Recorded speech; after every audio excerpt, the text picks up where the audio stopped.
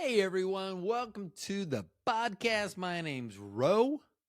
That's spelled R-O,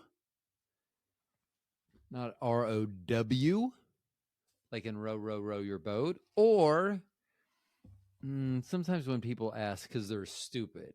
So I'll say my name's Ro, and they'll be like, oh, are you related to the Roe Boulevard person? And I'm like, yeah, because last names and first names are usually... So that's going to tie in today's show. We're going to talk about bad jobs. Now, I do have good jobs too. So I could start with the good jobs and then finish with the bad jobs, or start with the bad. Let's do that. Let's do that. I feel like I want to take a moment and pray before I get into this, because I need to pray that my blood pressure does not get elevated.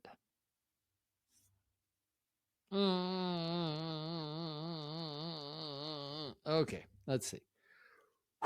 Okay. Let's talk about good jobs. What did I write down for good jobs? 2 pages of notes. Ugh.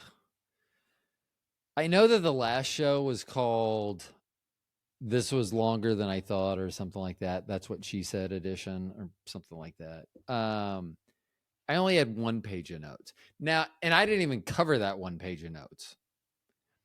I have 2 pages of notes staring at me with arrows and more arrows. There's at least 4 arrows. I'm already getting that, like, I don't know, strokey feeling. I'm not, I guess I can't joke like that. Per Bobby. Doesn't that make it funnier though? Like for me, not for you. Like you will be scared. Oh my God, he's really done it this time. But see, how about if I did that and Bobby would be like, finally. And then like she speed dials Chad. I'm the only Chad she knows. But she speed dials Chad. She's like, it finally happened. Come over and console me. And if you're like, is he really gonna, you just died fakely. Is he gonna console her? Yeah. Yeah. So met Bobby. I call it a one night stand. There were some things that were done, but there was no sex. That waited until after her grandmother's funeral. And when you say it out loud, it sounds morbid, but I'm telling you, it's pretty hot. I mean, I wasn't like, how many more grandparents do you have? I wasn't like at that level, but I was like, I'm ready. And soon I will have sound effects. I don't know if I'll have that sound effects. Thank you, Derek Scher, for helping to further this show. I appreciate it. There will be sounds because of him. He's working on them right now. He is sitting in the corner. You can't see him. It's right over there. He's right over there. Okay, so I told some stories about Derek yesterday. So Derek did everything. Right-hand man. He did everything. And so someone came by and they asked me if I had like an Aleve or something like that, which Aleve is like a pain, over-the-counter pain medication, and it's a blue pill. Viagra, the boner pill, is a blue pill. I need you to understand that. So Aleve blue pill, Viagra blue pill. I think probably different. Like, I don't think you would actually mix them up, but so this person came over and they said, hey, do you have any of this? And I go, no, I only have heroin and oxy. And they were like, I don't want that. So they go, do you think I only had one of those 2 things? They go, do you think Derek, because Derek's a Boy Scout, of course, if you need help, Derek's the one. And I'll get to that. 2 Derek's. Hopefully I'll get to that. If not, whatever. See, now I forgot what I was saying. Nice head. Talking about Derek yesterday, blah blah yada yada. Okay, so let's do the other story then that I got distracted by because I still remember it vaguely.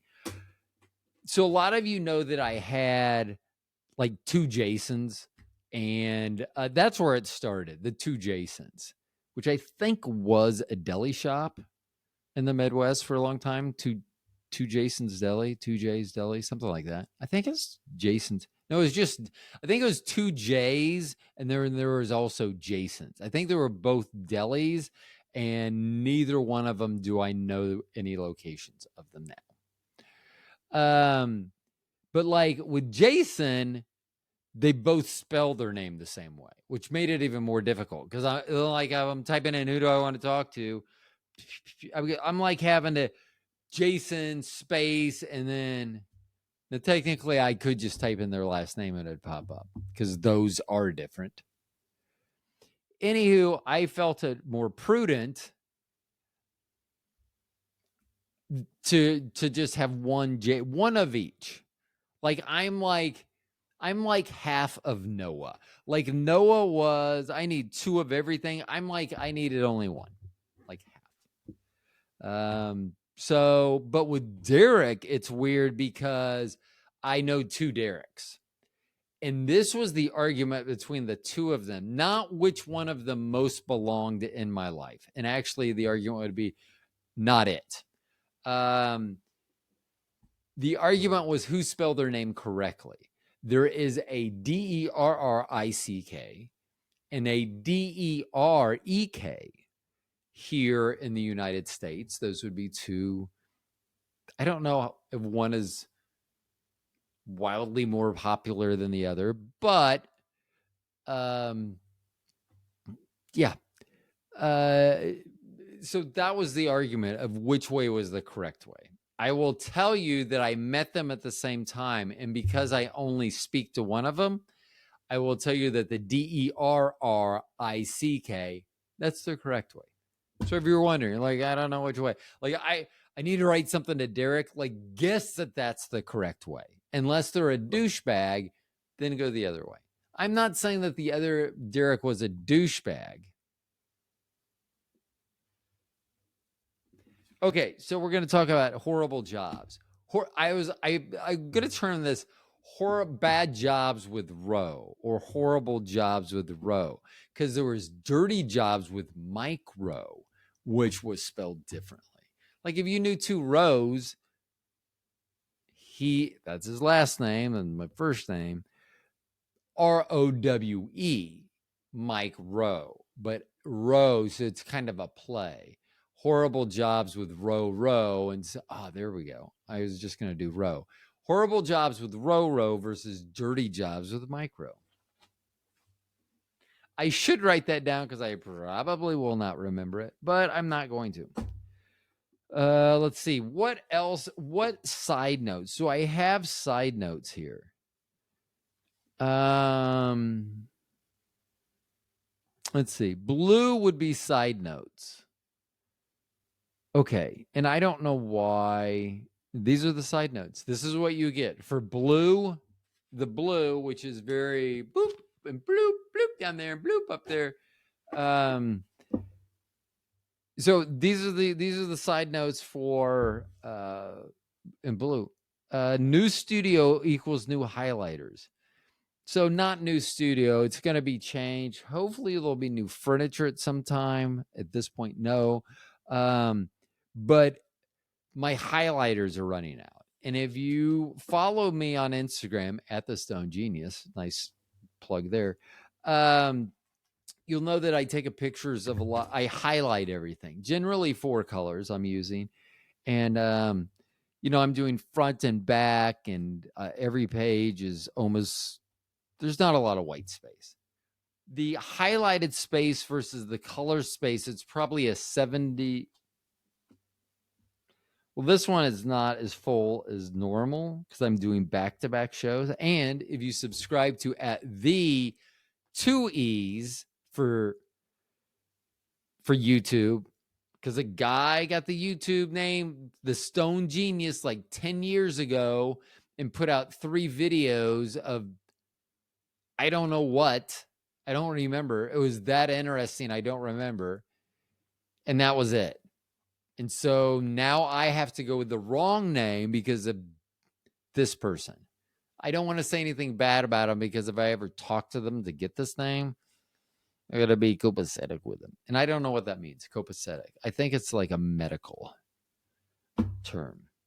New studio, new highlighters. So I do already have new highlighters. I typically, the reason someone was asking me whether I had to leave is because, and Bobby will think this is funny, that I am prepared. That I, like at work, that ran up, and then it got backups. And you know the best thing for backups?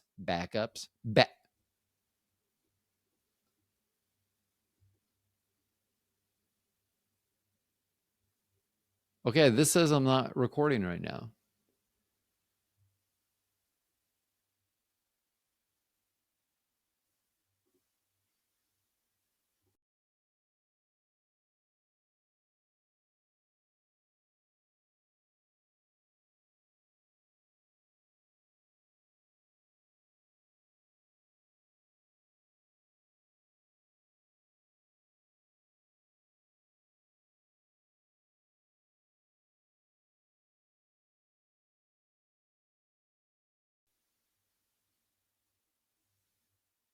Okay, so I think it's still going.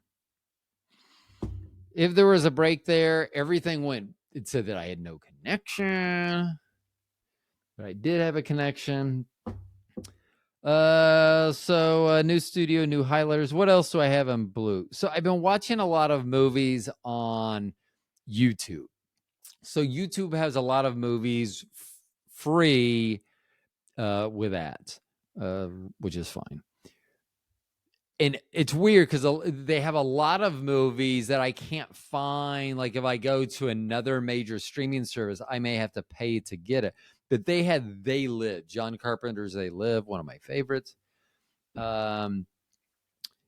And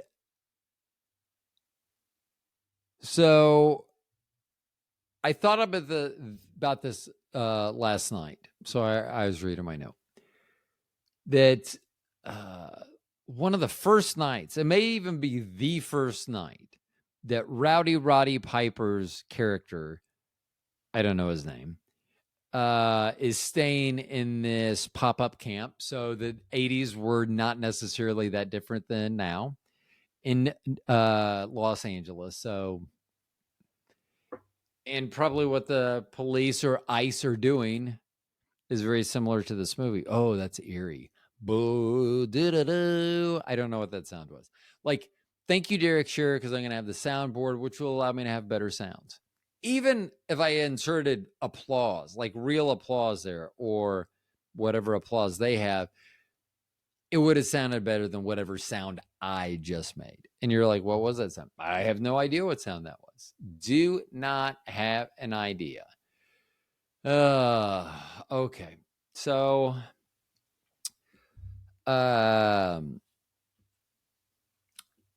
his first night, Rowdy Roddy Piper, we'll just use his real name, Roddy,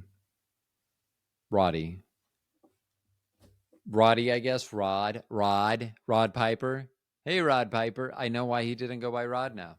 Like Ro Piper. No. Ro Piper. No. Roddy Piper. See, that just fits. Good on you, mate. I tried that. So I think this movie came out in 86, 87, right after I got out of high school, right when I was getting out of high school. I think I entertained the thought of using the name Roddy instead of Rodney or Rod. And I was like, Roddy, Rowe. And that's where we have it. So, yeah. So his first night, I haven't finished. So Mr. Piper's character, nameless, let's say. He is sitting in this makeshift shanty town. I mean, nothing is for code. And the weird thing is, like, they're like on the streets, across the street from houses and churches, and they all have power, or many of them have power. So I don't know where they're getting that, or they're stealing it. And if they're stealing it, they shouldn't do that. That's bad.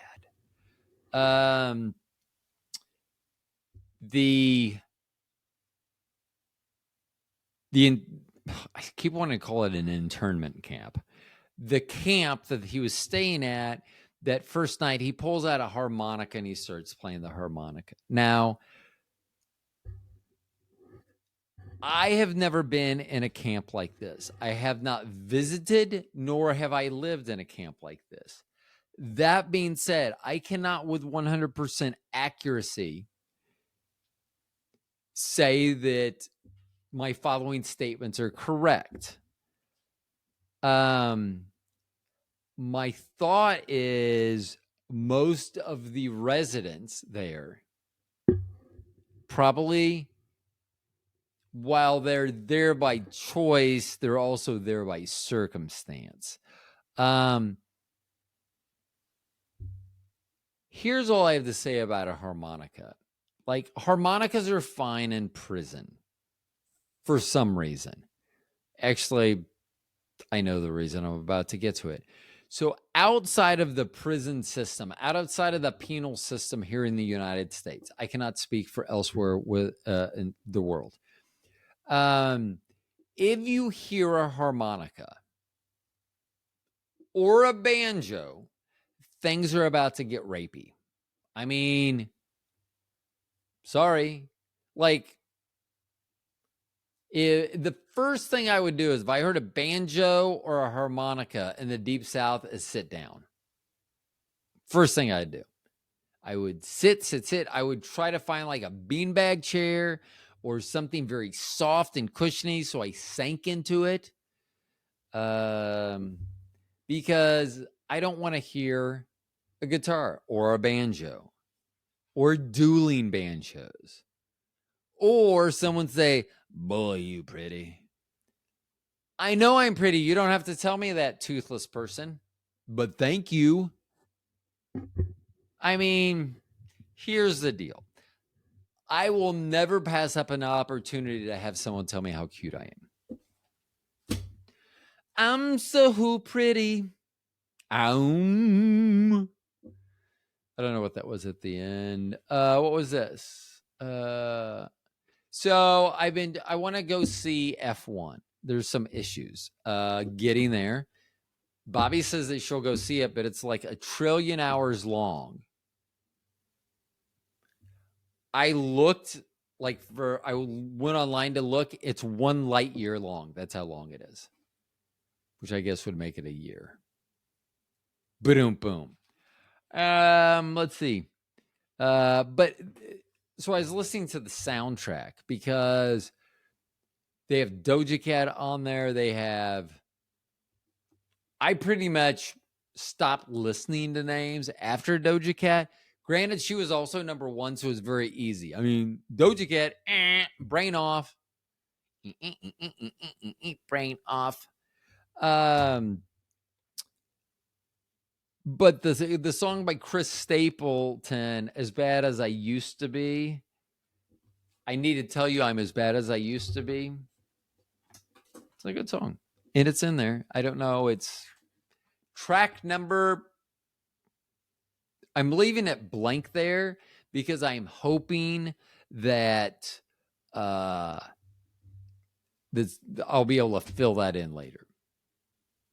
I won't. I mean, there's always hope that I would learn how to edit and do that, but I mean, if we're being honest, it's not going to happen. Let's see. Do we have anything else? So all the blue, that was all we had for blue.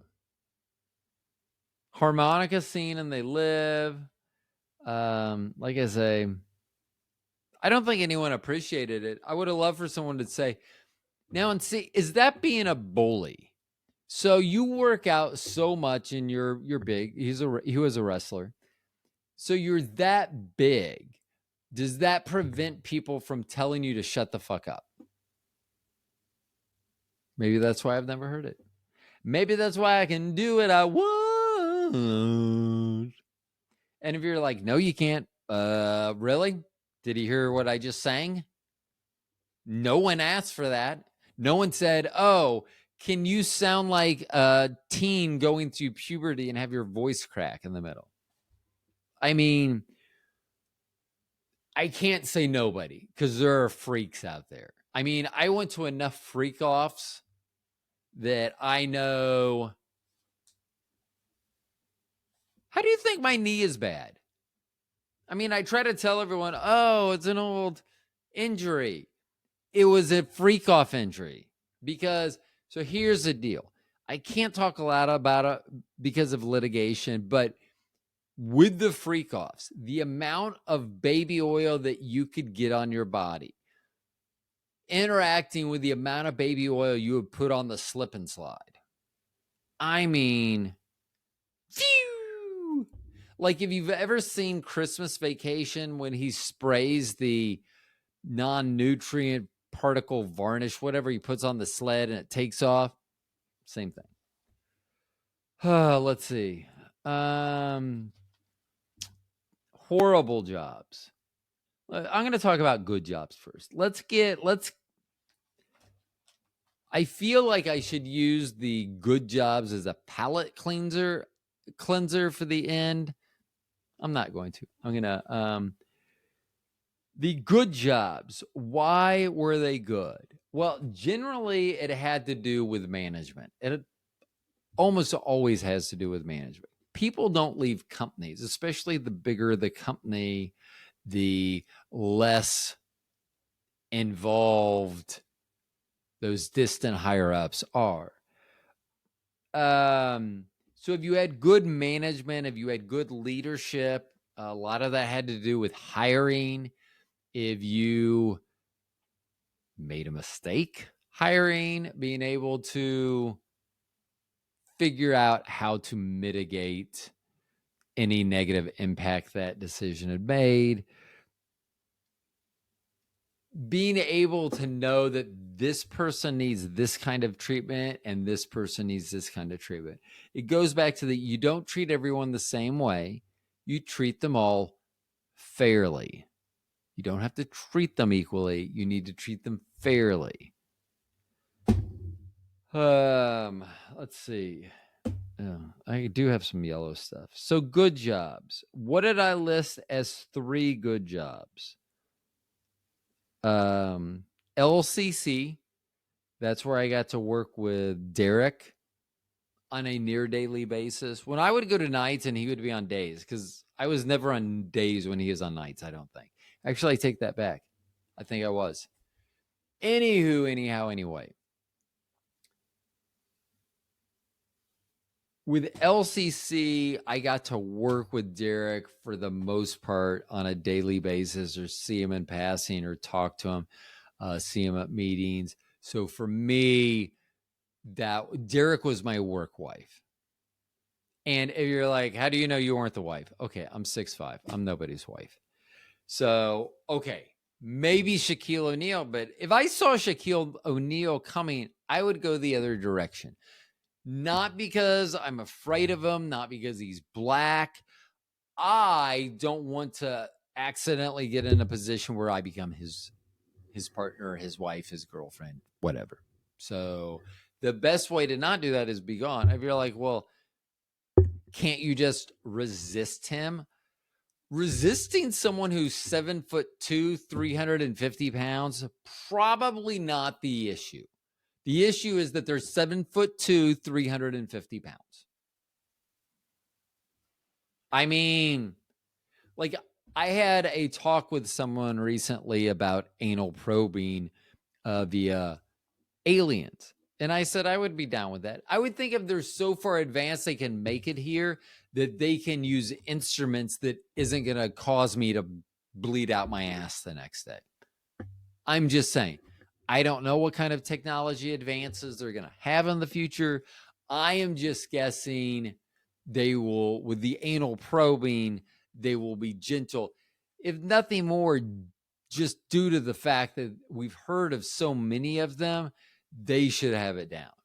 Like, there shouldn't be anyone still like, I don't know how to start this. Like, everyone should be wet. Okay, so let's see. Do I have anything else for good? Yeah, I know, right? Oh yeah, I do. I had 3 jobs. Oh, here's something else I wrote. Good jobs still have issues. So you still have issues. It's like a relationship. You're going to have issues, and it's how you get through those issues is depending on how long you get to live long and prosper. And did I just make a Star Trek reference? I think I did. So I know that there's a lot of nerds in the IQ society that are going, and I know that you just sounded like a seal/walrus dying or ejaculating, one of the two. I mean, I think that the sounds are very similar. The outcome very different. Sounds similar. So LCC was great. And then Master Video. So Master Video is where I learned a lot of things. Jack Boring. So it was Jack Boring's Master Video, which I don't think you can say Master Video anymore. Like, if you can't say Master Bedroom or not supposed to, probably not supposed to say Master Video. The other side, it started as Rentertainment, like entertainment with an R on it. Rentertainment, because we rented a lot of things, including X-rated films, which I always thought was funny that they would bring it back. And it's like, I know you only watched 6 minutes of this. And we couldn't like put that as a note in their computer. We literally had to write off early ejaculator. Like, I don't know if we called them that to their face, but we should have. I mean, at least get to the plot. I know stuff happens before the plot, but at least get to the plot before you're like, Once again, not sure about those sounds. Will the soundboard help? I don't know. It's not going to hurt. I mean, it's not going to hurt, probably. 50%, 40% chance. Okay, so Master Video, sorry, saying Master Video. That was just, it was at the mall, which was right behind my house. I think I worked at one point, I think I worked from Easter until Labor Day without a day off. But to me, it wasn't really work. It was easy. If I wasn't with the customer, which time passed when you were with the customer, I could watch TV, and we had a satellite. And I'm not talking about one of these little tiny satellites. I'm talking about the big 10-foot mesh dishes.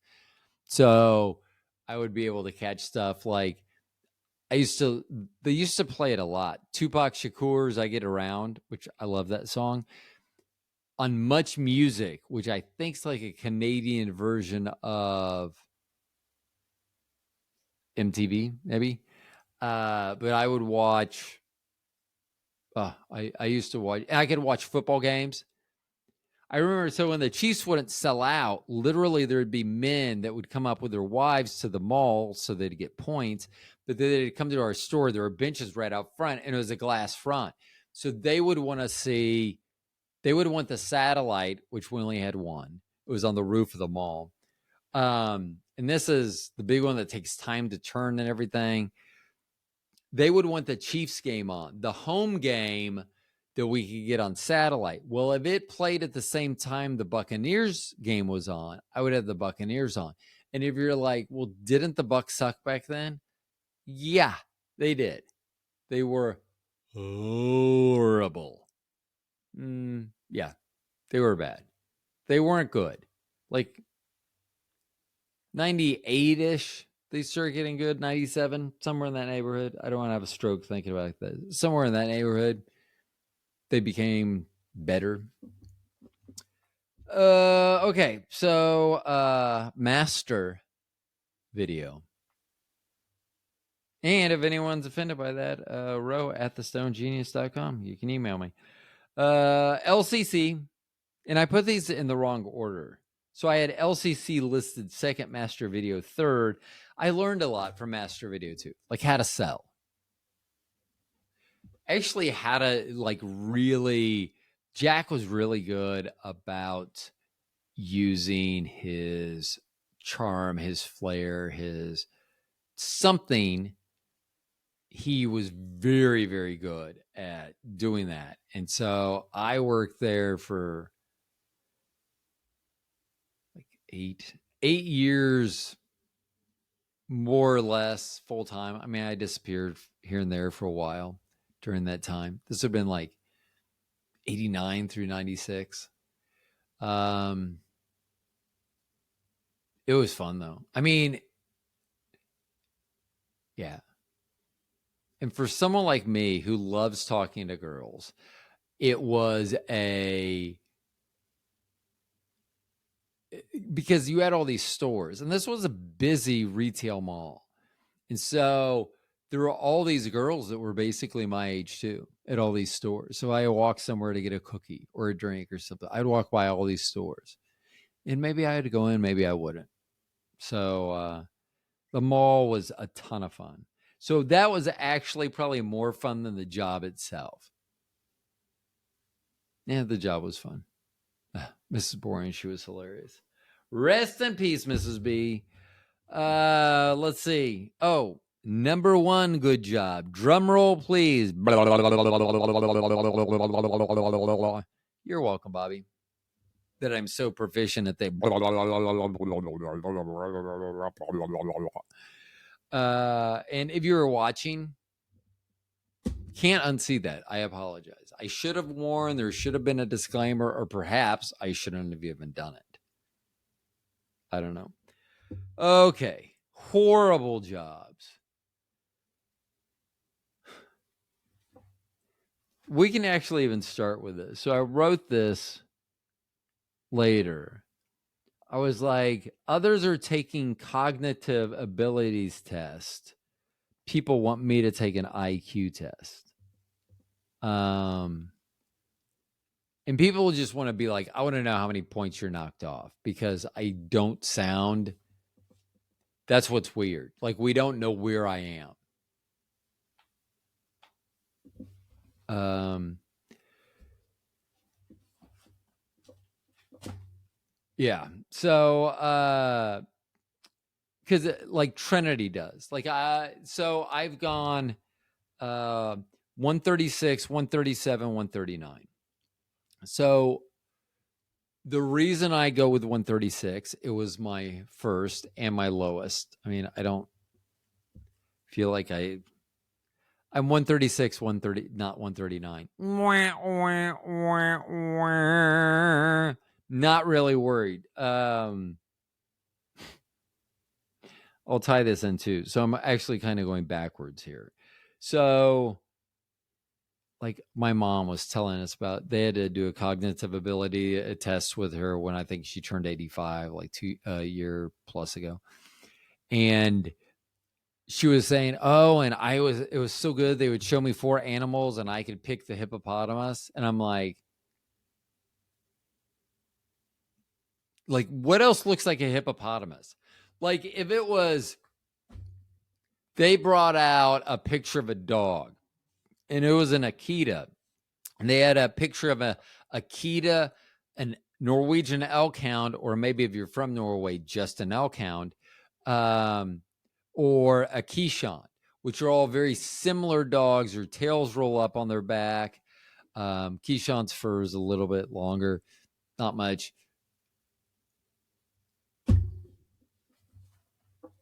Congratulations. I mean, if you can go, oh, that's this type of dog, that's great. You were able to tell the hippopotamus from what? Oh, the other ones were a giraffe, a fish, and an umlaut.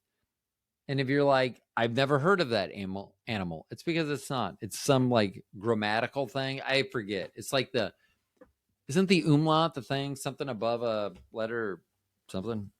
You're welcome. Once again, Geniuses don't know everything. And I'm a genius stoner. So not only do geniuses not know everything, but I think that would be amplified or multiplied just because. Okay, bad jobs. Not all jobs are great.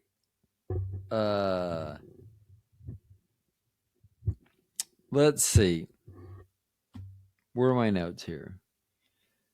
Okay, so I said we're going backwards, and I had mentioned cognitive abilities test. This job, Comfort Plus Shoes, where I used to work, there were 2 employees there that I did not think that their combined IQ would be $150 or 150. So mine is 136. If you round up, it would be 140. 10% of 140 is 14. If you add 14, the 10% of the rounded up to the original number 136, you get 150. 14, 136, 150. That's what. If you get half of 150, you are not doing well. I mean, you may be doing well, but you're oblivious to the ways of the world. So if someone says they have an IQ of 75, then it's like, oh, I'm sorry. Here, let me get that drool for you. And you dab their chin or whatever. So I was going to pay 2 of my coworkers $500 a piece. Each one of them would get $500, and I would pay for them to take an IQ test. And this would be like an official, like, let's try to get into Mensa, whatever. I can't even imagine. Anyhow, anyway, I was telling them that I would give each one of them $500, the 2 of them. So $500 a piece if they took the IQ test, and I would pay for it. And they both said yes. And I go, but there's a stipulation. I go, your combined IQs, if you combine what you scored and you scored, it has to be 150, which is 10% above mine. So mine plus 10%. I go, if you do not reach 150 or higher combined together, then you each have to pay me $1,000. So I would pay you all a total of $1,000, but I would get $2,000 in return if their combined score. The funny thing about it was they each blamed each other of why I'm not doing this because so-and-so is going to cause me to lose. I just thought that was very humorous, that each one of them would blame the other.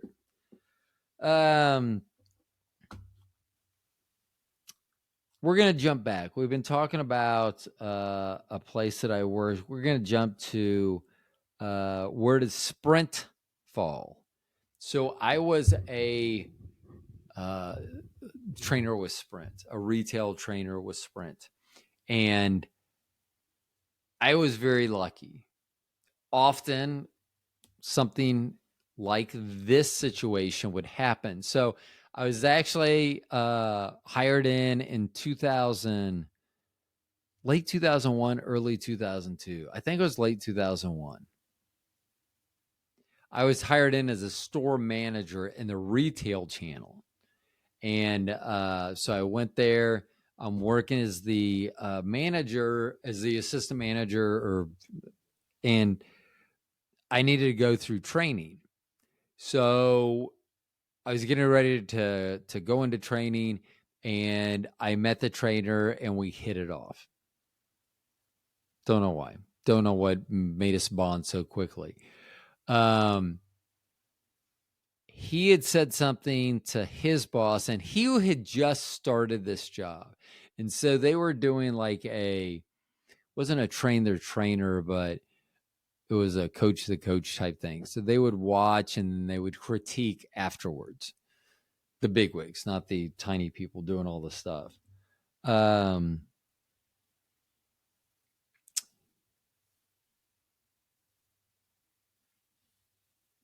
But with Sprint, I went in to do my training, and the guy that I had we'd become quick buddies, friends, whatever you want to call it. He was a trainer. I was in the class, and I don't know what I was doing in the class, but whatever I was doing caught her attention, that she wanted me on her training team, that she didn't think I should be in the retail channel. She thought I should be training that. So I immediately, she had a position at that time. Training was done in Kansas City. It was dumb. So we would bring like 20 or 30 people into Kansas City from a market, say Jacksonville. And they would fly in from Jacksonville, Florida. All these people, we'd put them up in hotels. They'd be on the Sprint campus. It was awesome for them and everything. We would get them trained up. We had all this great equipment and tech that was so far ahead of anything else out in an office that we had. Touch whiteboards were just crazy in the early 2000s. I mean, being able to swipe on a whiteboard, it was. And then someone found out, if we put trainers regionally, and then if a training needed to be done in Jacksonville for 20 or 30 people, we could bring one trainer in instead of flying 30 people to Kansas City to train. Made a lot of sense. They rated us because everything gets rated. I was asked because I was asked first. I got dibs. Let's put it that way. So I said Tampa, my hometown. So I immediately was given Tampa and the Southeast. So we had, my boss the person that hired me ended up not being my boss because they made this transition. So my boss was in Atlanta. I was based out of Tampa. We had another, Greg was based out of Orlando. So we covered Florida. So he covered Orlando and Miami, and I covered Jacksonville and Tampa. And that was basically for Florida enough coverage.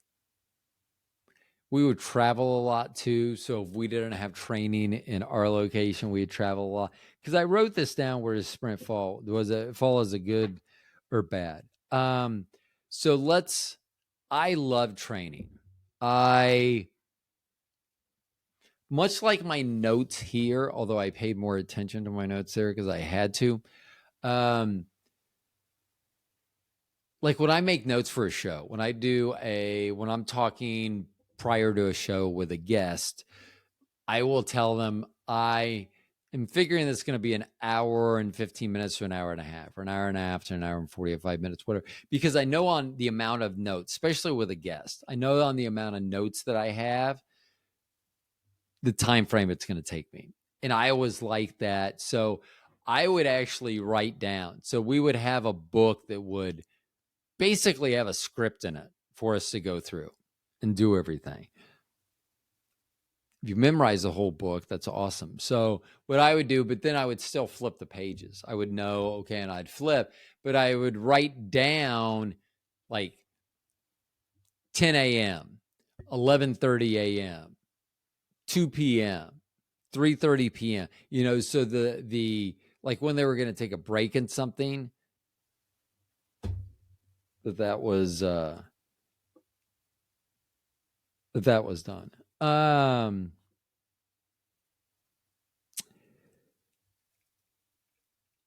So I love Sprint. I absolutely. We just left their service, which became T-Mobile last year. We had been with them since 2001, I think. So for over 20 years. And it's weird. So long that you could not take your number with you when we started with them. New number. And that's why we stayed. And then we never left. And here we are. Somewhere else. I'm very happy. The traveling was fine. It paid well. The reason I left was, so the guy that befriended me at the very beginning, he told me that one of the other trainers that was based in Kansas City, they were doing something else, not retail training, that this person was having some sort of drug. I want to say it was ecstasy. Having it shipped in, because he came from California, was having it shipped in from California and having it shipped to the Sprint campus. And they were putting them in CD cases or something like that. It sounded like it shouldn't work, but evidently it was. And I was like, I don't know why you're telling me this. I don't want to know this. And so I go, well, you need to turn him in. He goes, well, I don't feel comfortable, blah, blah, blah. He's a nice guy, blah, blah. I get it. But I tell you, if he gets busted, he's going to take you down. If he takes you down, you're going to take me down just because I know. And I'm not comfortable knowing this. I didn't want to know. You told me. I'm telling you, you need to turn him in. So I gave him an ultimatum. This was like early in a week. And I said, hey, if by Friday at noon, I was on the East Coast. I was like, my time, if you don't take care of this, then I'm going to I'll call in to the anonymous phone line. I'm staring at the camera and there's supposed to be silence here. Oh, chirping crickets. I'll have those again. Not so anonymous, I guess. So anyway, he hadn't done it by Friday. And I was like, I told you. And I shouldn't have given you a warning like, hey, you have till Friday. I should have just said, you need to do this. And I'll know if you don't, and I'll take care of it. So hadn't been done. So I call the anonymous HR number. Anonymous HR number. It's Sprint. And I get an answering machine or whatever. And so I was like, I don't want to talk, and I hang up. Now, granted, they have caller ID. I get it. It's 2001-ish. So, or was it 2004? I guess it's 2004 because I guess it was near the end of me being there.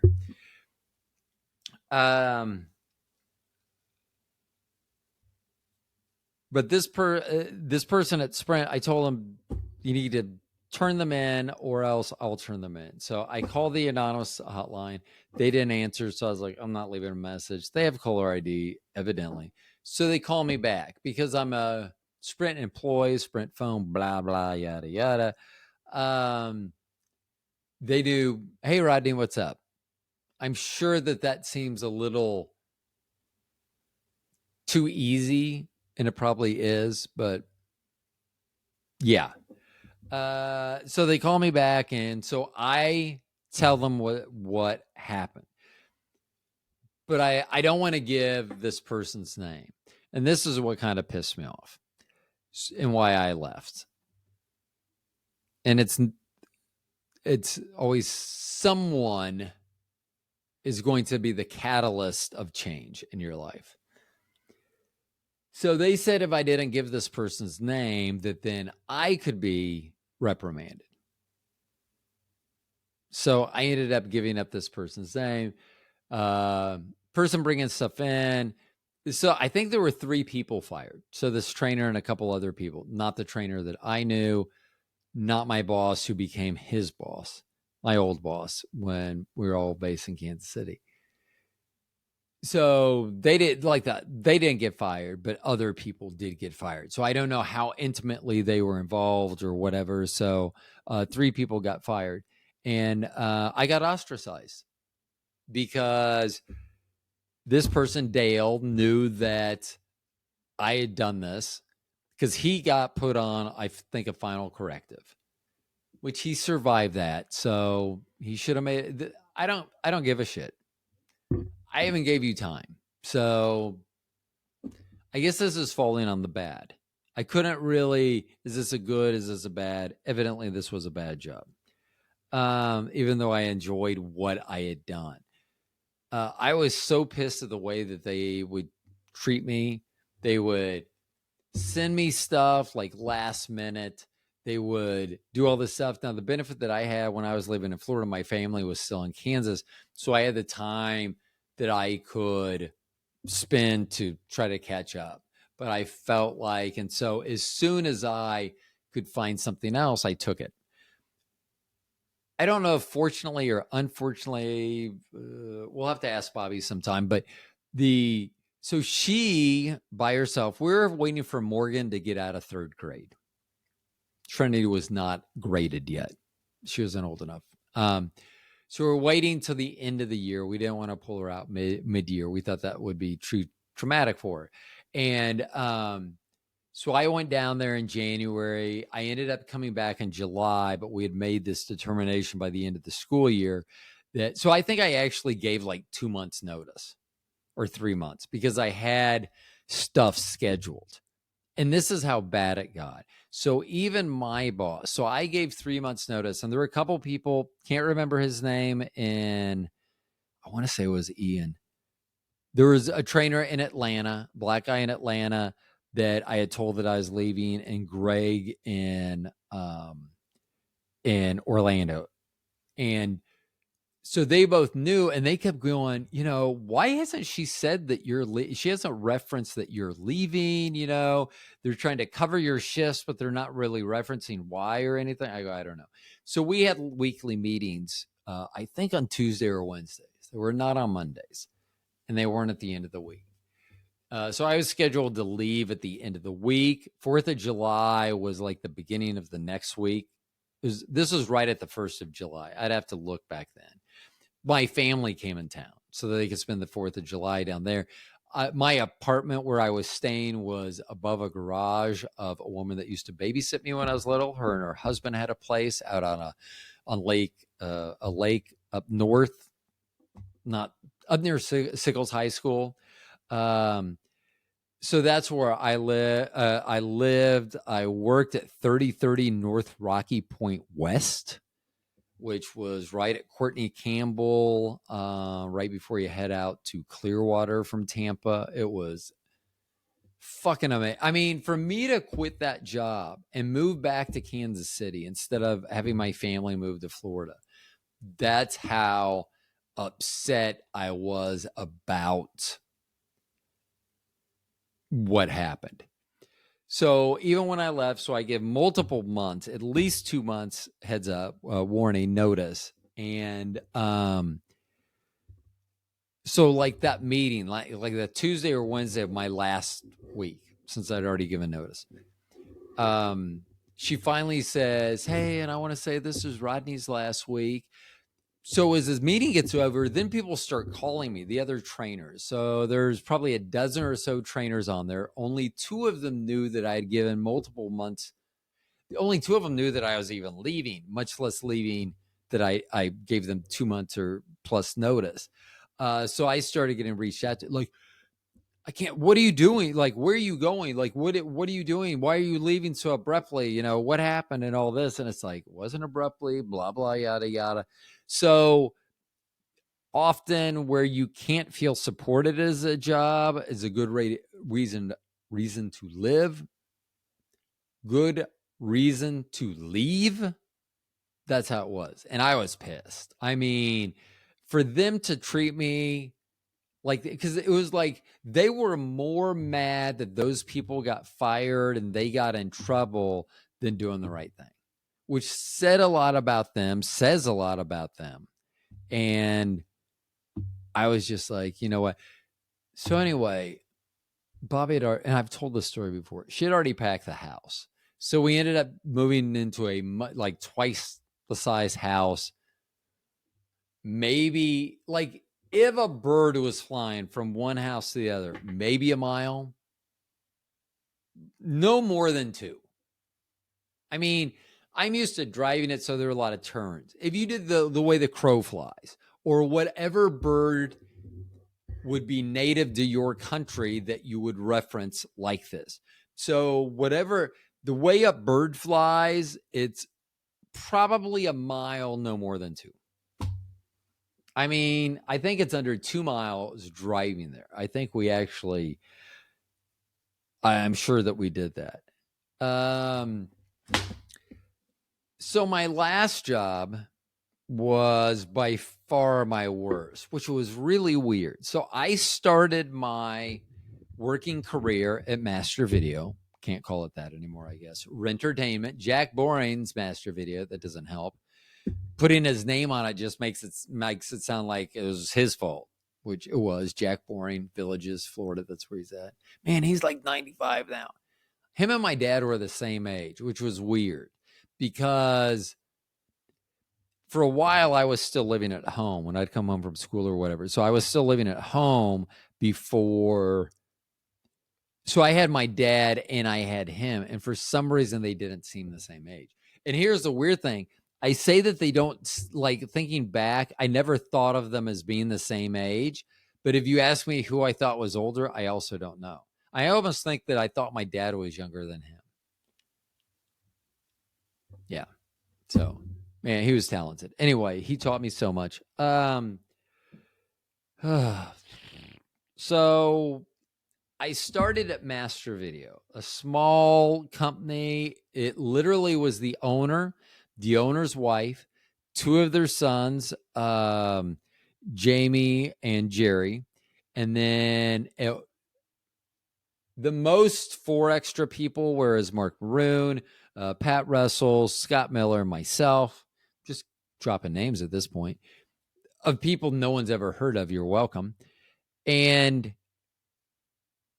then, so 4, generally 3, a couple of them went to school, would come in when they could.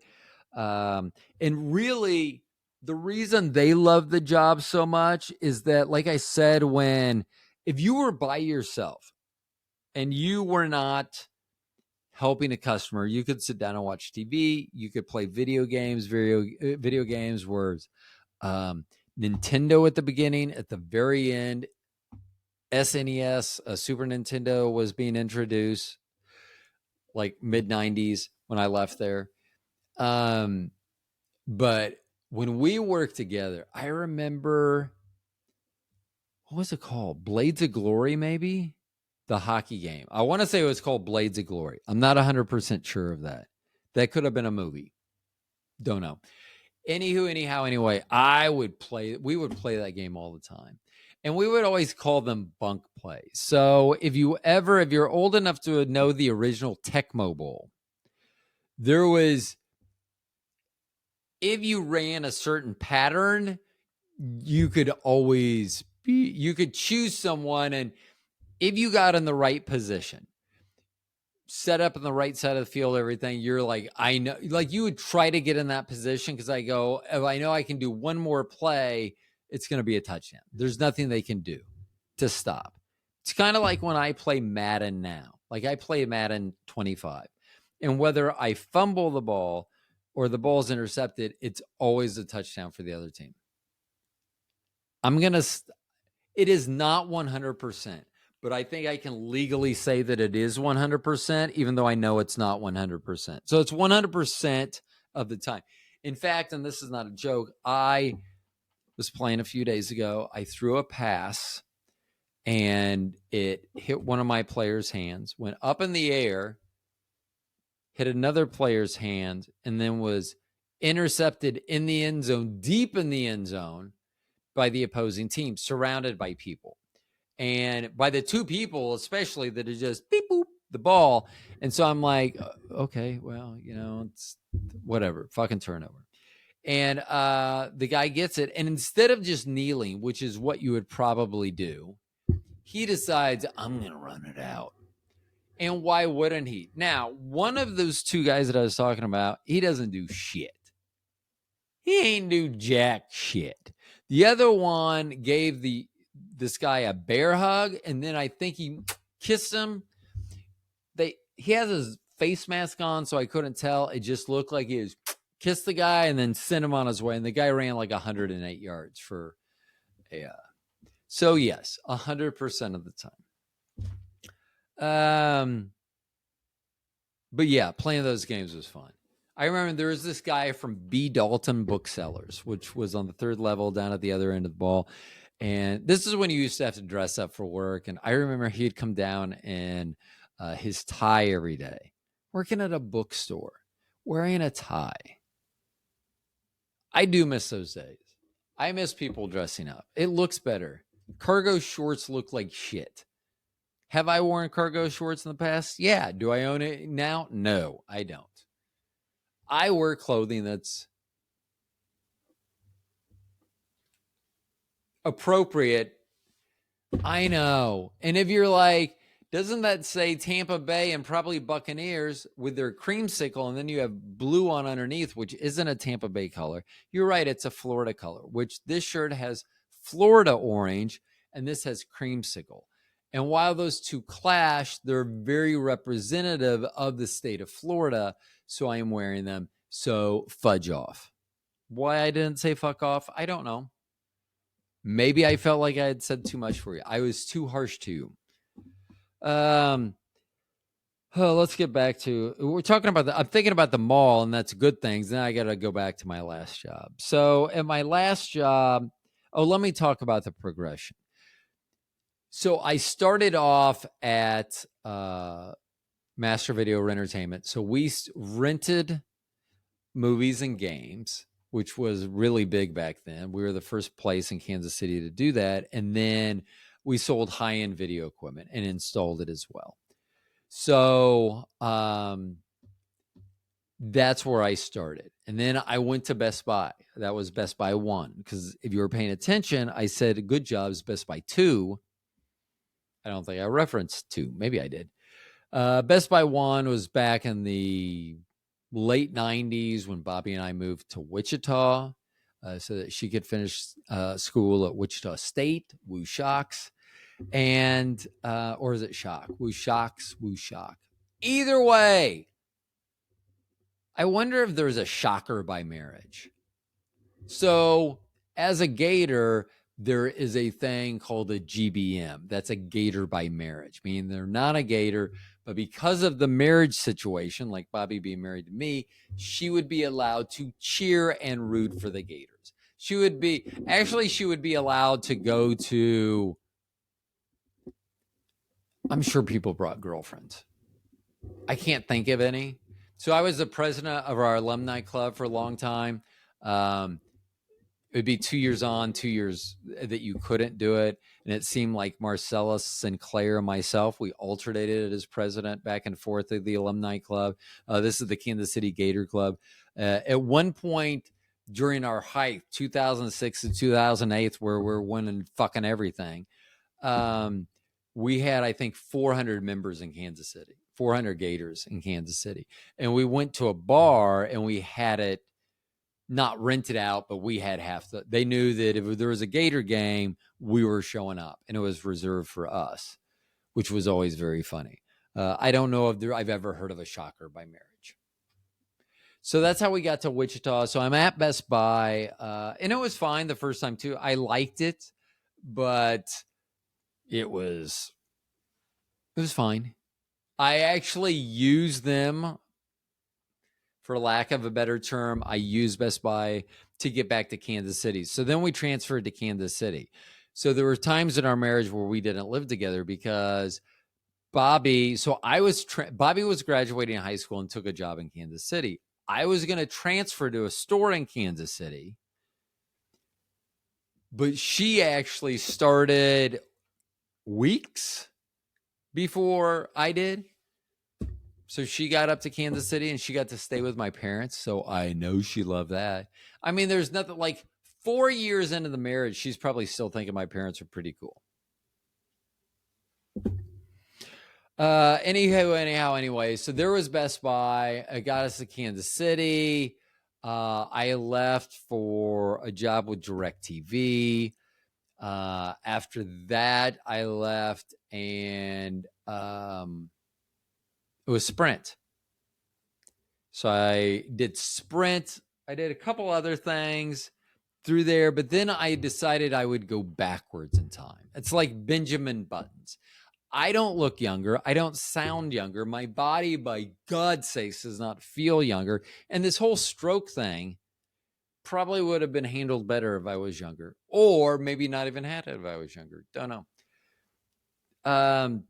So and I'm not Dr. Crow. Like, she's literally Benjamin Buttons. Like, I don't know how we're like basically the same age.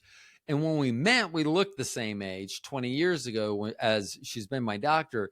And then if you saw her on my show last year, I'm trying to get her back on again.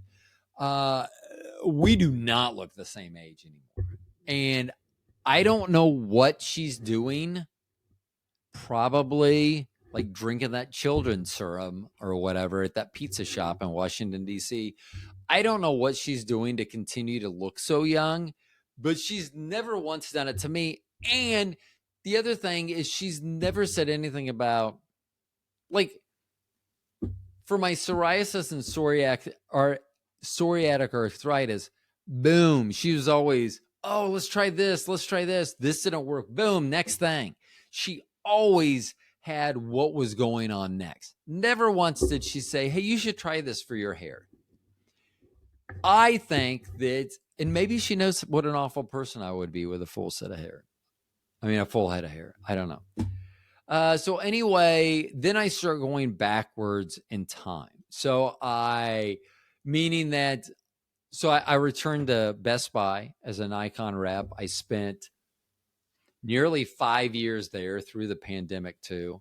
That was just insane times. I mean, the difference of Best Buy stores, at least our store, and I'm sure other stores, I'll just say my experience, pre-COVID and post-COVID, we used to have like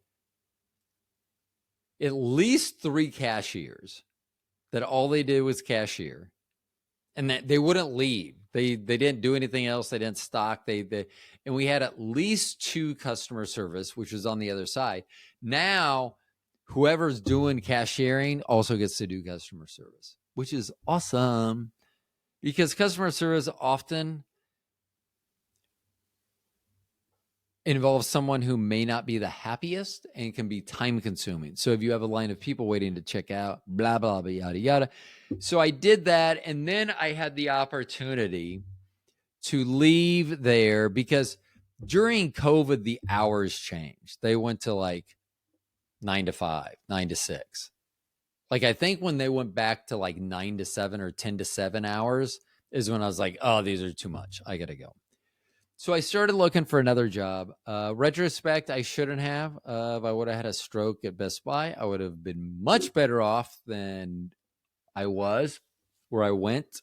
We'll get there. So I wanted to find a job where I could focus more on the podcast, because don't you deserve it? Yeah, I'm talking to you. So I took this job. I actually interviewed for it. I mean, I probably took, and this should have been the hint, that it took me 3 weeks to a month to make a decision.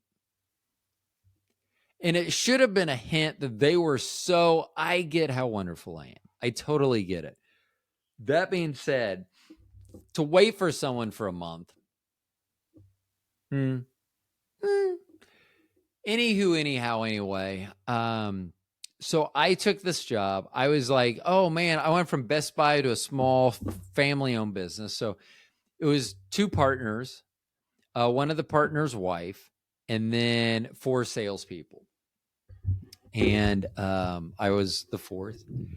And so I thought, and I do like not having to go up the chain of command. Being able to tell the owner, hey, this is what's going on. Having them screw you, and then you be able to call them out on it. That type of stuff. So it took me a long time. I finally said yes. And then the very first day of selling shoes, and I'm looking away because this is in my mind. It hurts. So the very first day, someone comes in and they have some issues with their feet. Like, we had to make them shoes before they even came in.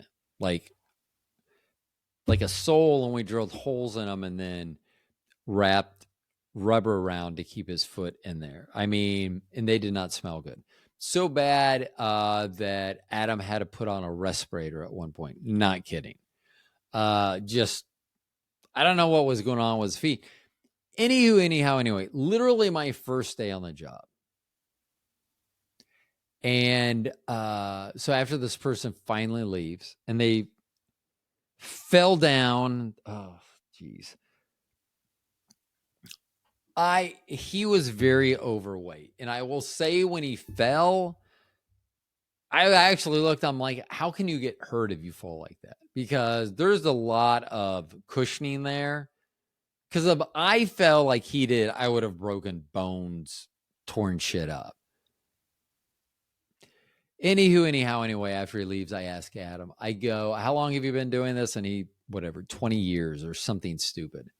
And he goes, that's the worst I've ever seen. Well, thank you very much. That's my first day. Well, it can only go downhill from here. Can it? I don't think it did. Feet are disgusting. Gross. Ugh. No. Like, no. Feet are disgusting. Like, and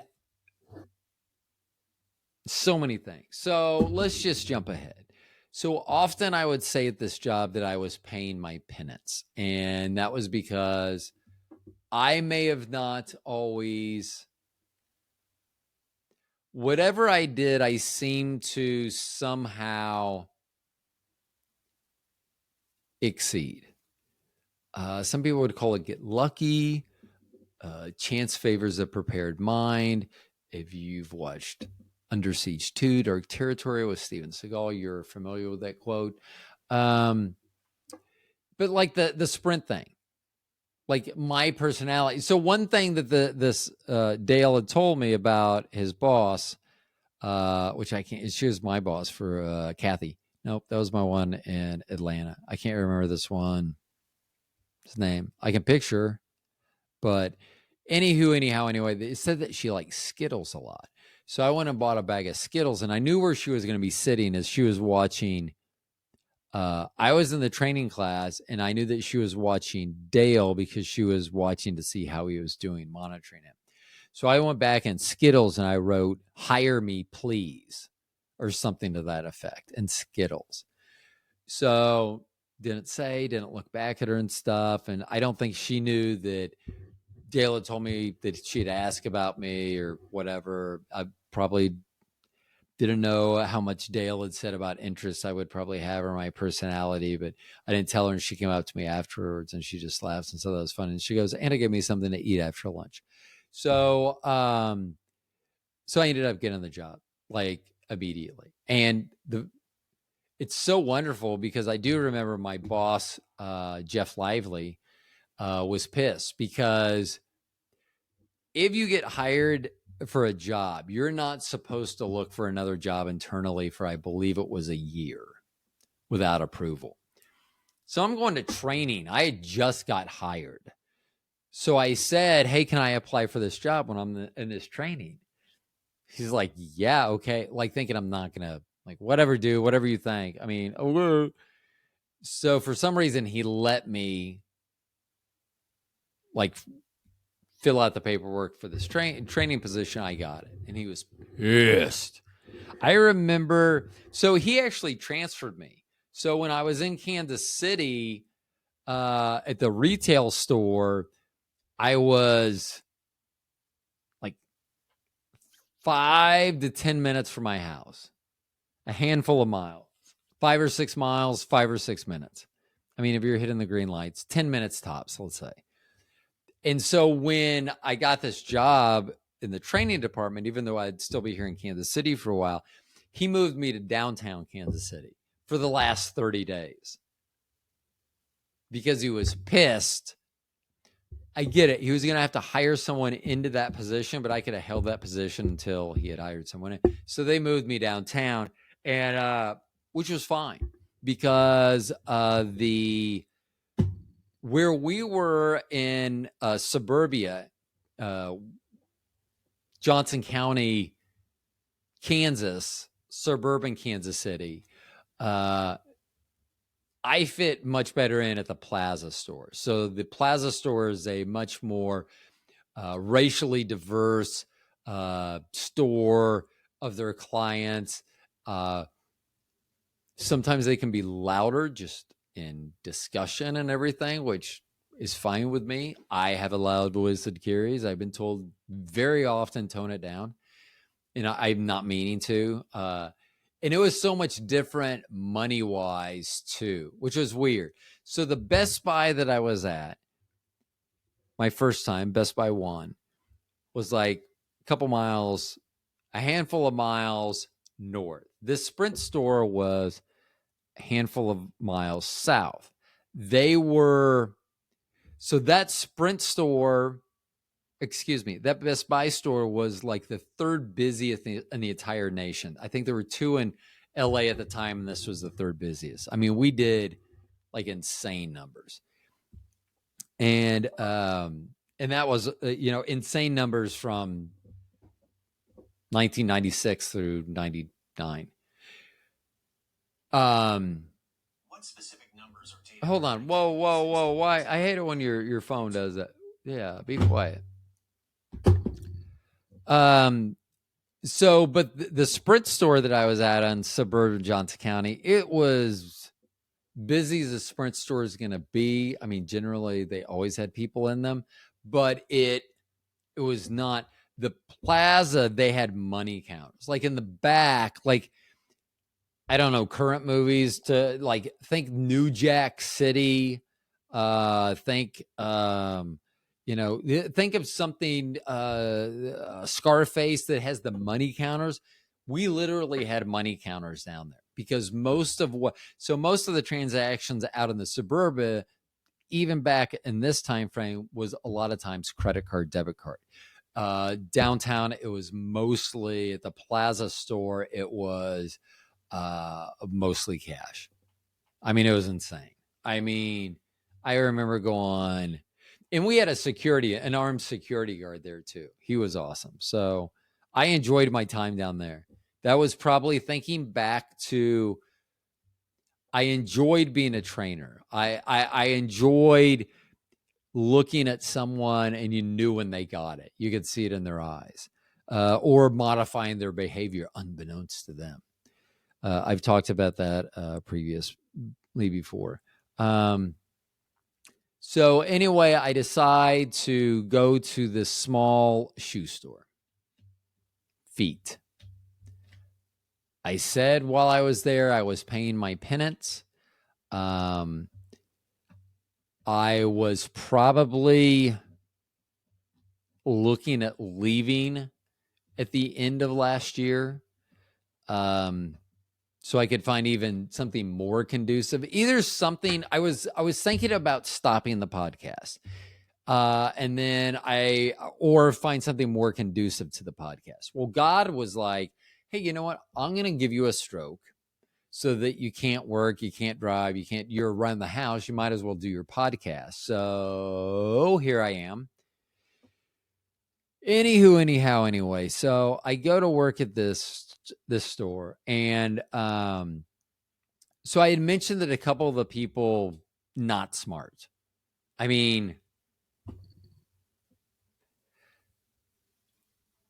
one of them, their flex in life is that they've been selling shoes in Kansas City since 1986.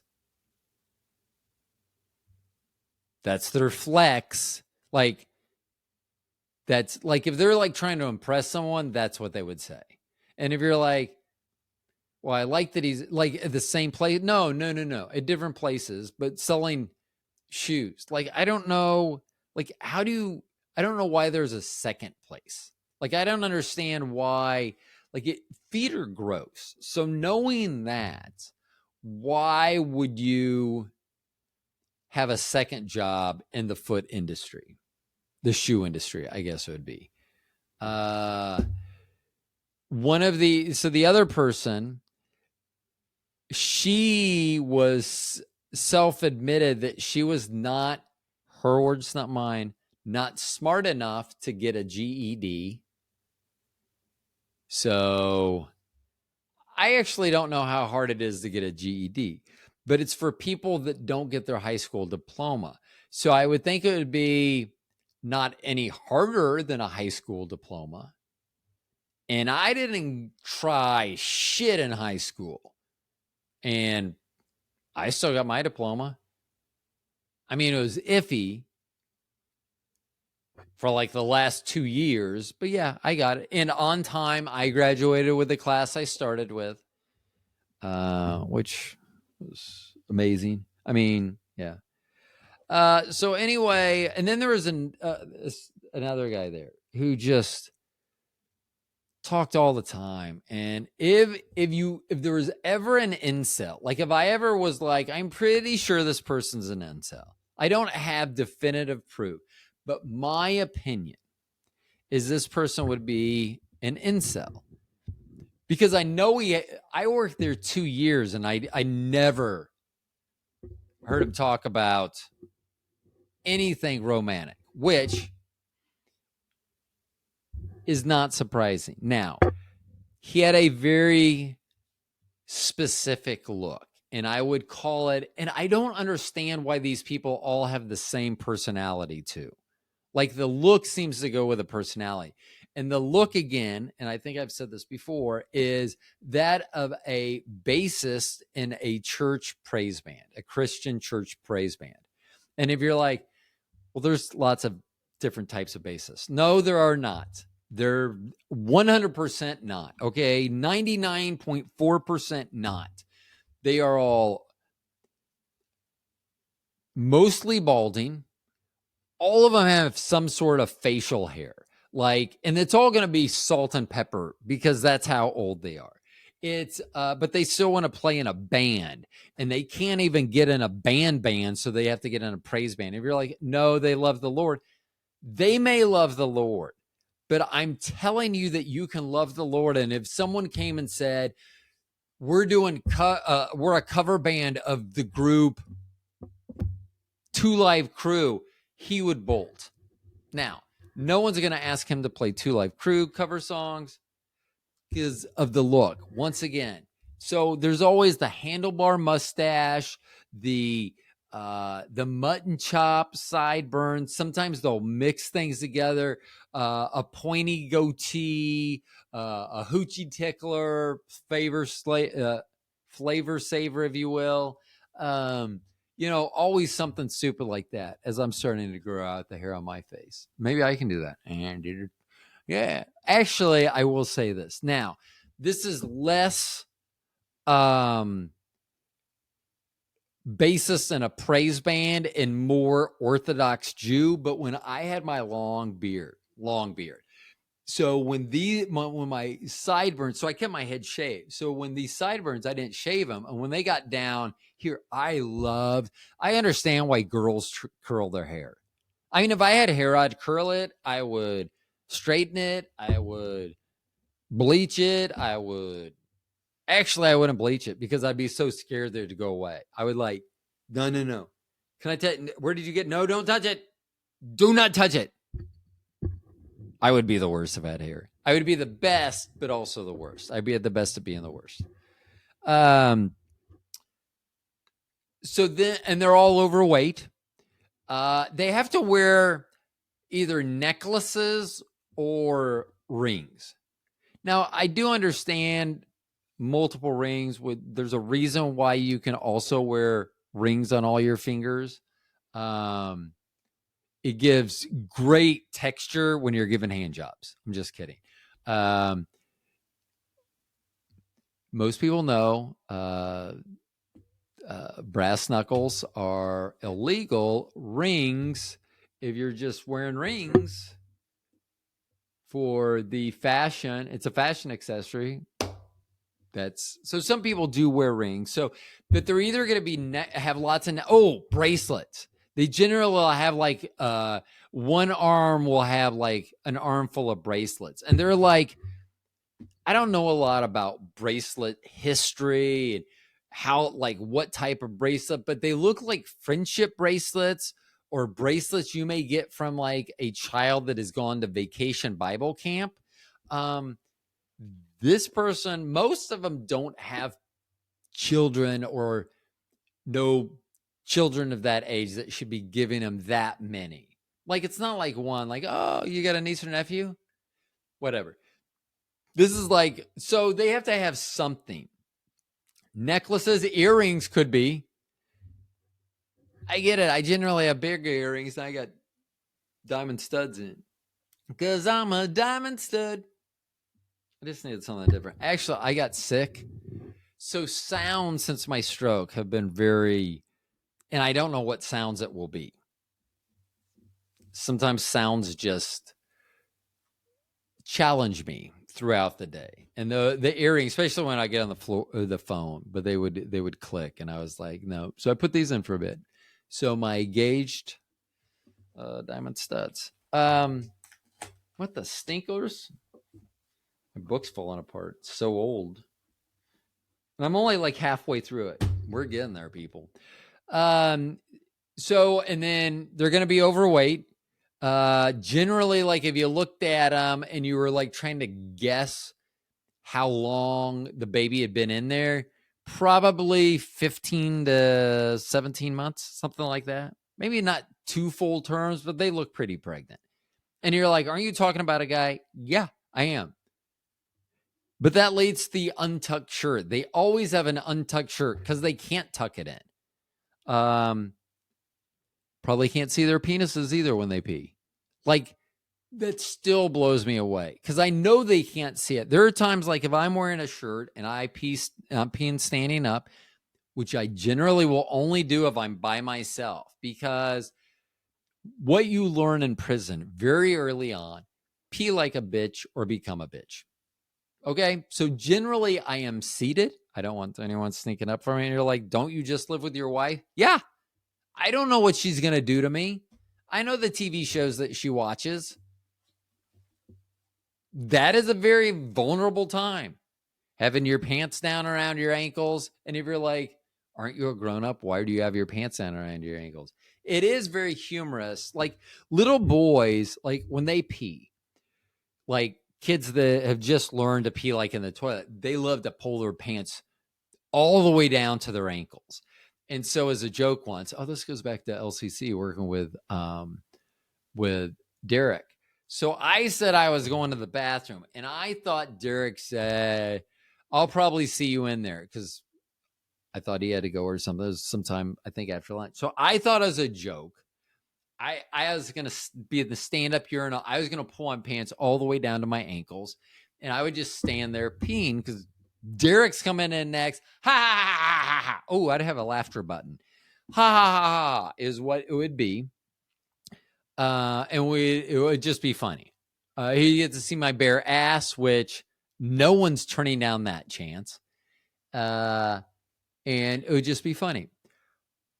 Funny thing was Dan Moss. Now, I had mentioned Dan was Derek's boss, still his boss. So my boss's boss. So the head boss, the head kahuna, the big kahuna, the something kahuna. He was the one that entered. Now, there was still laughter. Now, I think it was a different sort of laughter, like the LOL, ha, ha, ha laughter. I don't think that's the laughter that Dan and I shared at this moment. While I do think Dan and I shared something, mine was more like, oh, fuck, I'm getting fired. And his was like, I don't know how soon I can fire this guy. Like, is this a fireable offense? Like, how do I write that up? Guy with great ass. Well, he's showing it off. I mean, sounds like someone should get a raise. Probably them, because they're looking at my bare ass. Boom, boom. Oh, I only have the soundboard hooked up. Soon, my peoples. Maybe even by next show. I am not guaranteeing anything because I am me. But there is a woefully low chance, like 37% chance, that I will be set up differently next time. Now that I've said that out loud, I really doubt I will. I want to see it. I want to do it. I want it to be done. I don't think it's going to happen. So we're in. So the two dumb ones, and then you have this other one. So Kurt, he's fairly new. He came in after I am. He's the one that's been selling shoes for 40 years in Kansas City. I'm sorry I don't have the applause little thing. So, and if you look at my face while I'm doing that, you can see how thrilled I am about selling shoes in Kansas City. Never once did a single woman come in with her bad fucking feet, probably, and be like, "Oh, Kurt, I need you." And if you're like, "Would you want that?" No, not in that store. Oh, that's gross. Like, if I had my stroke at the store, and we're gonna get to that. If I had my stroke and had fallen on the ground, I would have been more concerned about like the foot fungus, whatever exposed skin. Like, I would get to the hospital like, "Cut that off of me." And did I talk like that with my stroke? No. But we're imagining I fell on the floor. So we can imagine that I talk like that too. I'd be like, "Get it off of me now." And I would have them cut that shit off me. And they'd be like, "You're going to be naked." I'd be like, "Well, you're going to be happy." Boom, boom. That actually sounded almost like a real, not real thing.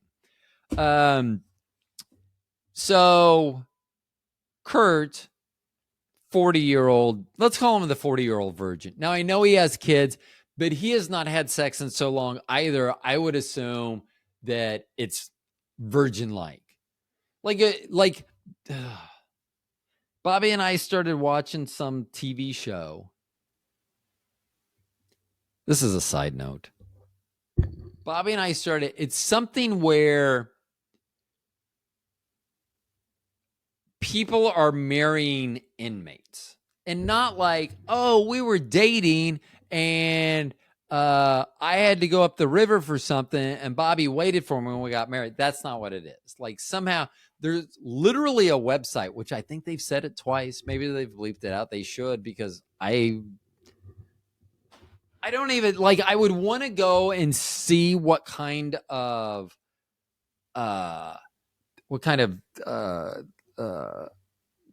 like inmates are like, what goods are they showing? But how about if I see one, I'm like, "Oh, okay, I get it now." Hubba, awooga, awooga. And if you weren't watching right then, that was a good time to watch. I mean, that was almost like 3D Spankavision. Like it was almost like 3D because of the glasses coming at you, but the Spankavision, you would have had. So, and I was, once again. So we have that one not having sex. Then we have the girl not having sex. And that's just because of her personality. And you're like, "Are you sure these people aren't having sex?" I'm 100% sure. I am 99.9. I could say 100% and be wrong and be okay with that. I don't think I am. I mean, they never talked about any of these people, about the opposite sex, except when Adam was screaming about, why would a woman want to be in the woods with a bear instead of a man? God, that's something an incel would say. I mean, like, normal people. So here is what something like me, and I'm not afraid to say this. I should be, due to the shows that I didn't finish that. Fuck almighty. So some of these people are weird as fuck that are getting married. Like this one guy, this girl was in, and he knew her for 2 years. She's getting out, and he had spent $20,000 on her. Now, I don't know how you spend $20,000 on cigarettes in jail. Or what else? What else are you? I don't know. I don't know what the menu, the price items, the price guide is currently, but 20 grand, 10,000 a year. Give me 10,000 a year, and this podcast would seem like it actually knows what it's doing. So I told Bobby, I was thinking maybe it had 20 episodes a season, because it was on like a TV channel, even though it's streaming now. It has like 70 episodes a season. And I'm like, How the fuck? Because there are 52 weeks in a year. Evidently, it was on twice a week. I don't know why you need it that much. Me and Bobby are going to talk about it when our show comes back soon, when everything gets changed. But fuck almighty. I mean, so anyway. So Adam and Mikkel, who Mikkel has been, she was a guest on here. And she wouldn't use her real name, but you've been on here. And there wasn't a stipulation. We just said she just wasn't going to, but those stipulations, so tough shit. Her and Adam like to scream at each other, like scream. And look, first of all, she's loud. Remember when I said the two people would have to combine to 170, 150? They only have to have 75 apiece. Whatever you want to term 70 is wearing a helmet, taking the short bus to school. That's what 70 is. Okay. So that would be an average of 75. And they both were saying the other one was too stupid. So she screams about everything. She likes to get in your face because she knows as a girl that men can't do anything. Like she'll get where she will spittle on you and that she's that close. So the nice thing about it is, so one day she did that and I was like, I don't need this shit. And so I just walked out. I was like, and it was Labor Day or Memorial Day. Now, we'll get to the owners and we'll get to them now. Luis, and I'll get to the name in a second.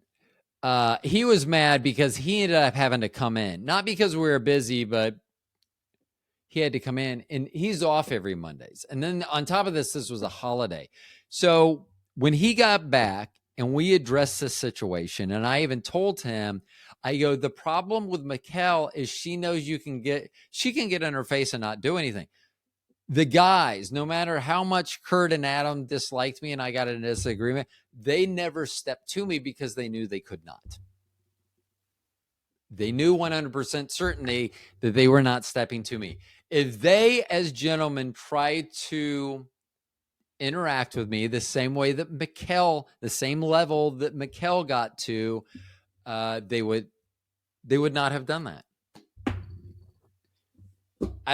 They didn't do that. They wouldn't do that. Even me saying this now, they can hear about it and go, we're going to team up and tough shit. They won't. There's a reason that they're losers. I'm a winner. And I'm not, this is 9 months post leaving there. So, in this, I don't think this is like if you went in and asked them, what do you think Rodney thinks of you?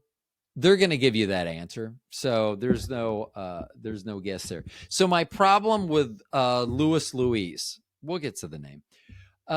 Lewis, the day after that I walked out, I came back because whatever, it's just the next day. It's a new day. It's a whole new world, a whole new day. I don't know. It's a whole new something.